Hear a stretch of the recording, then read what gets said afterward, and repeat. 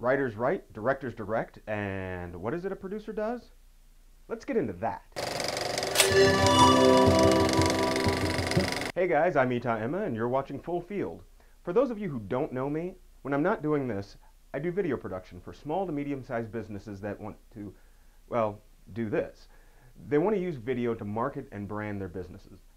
From time to time, I've been referred to as a video guy or a videographer, and every so often, I've been referred to as a camera guy.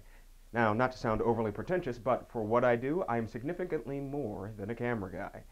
I prefer the title video producer. What does that mean? Well, the title of producer is a little bit murky. The title doesn't necessarily mean the same thing in movies as it does in television, not to mention music or theater. And then there's all those subsets like associate producer and executive producer and assistant producer. Personally, I like to take my cue from author Merle Schriedman, who wrote The Indie Producer's Handbook, Creative Producing from A to Z. Schriedman opens the first chapter by saying, a producer is the creative force behind a project. Before anyone else, the producer must know the end result of the creative vision.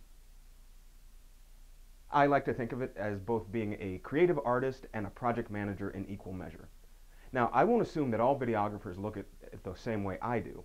I know plenty of videographers that are proud to be camera guys. They prefer the artistic side and would prefer to keep the project management side to a minimum, and I can't blame them sometimes. So what makes a video person a video producer? The way I see it, a producer is involved in everything from ideation to distribution. By beginning with the end in mind, a good producer will help develop a concept, draft a script, or find a writer to write it. They'll shoot the footage, or find a shooter to shoot it, edit or find an editor, and have a plan for the best way to distribute the video to the public. In the video community, I think it's safe to say that we all have our individual strengths. For example, my specialty is in post-production and in editing. There are gifted directors and cinematographers, and while to the rest of the world we're all video guys or girls, we're all actually specialists. In order to be a producer, you have to be confident, or at the very least comfortable, with every aspect of production. The process of transforming an idea into actuality. So, here's a little food for thought. When you're thinking about creating your next video project, try to find a producer. Get them involved early and ask for their input. Set aside any preconceived notions.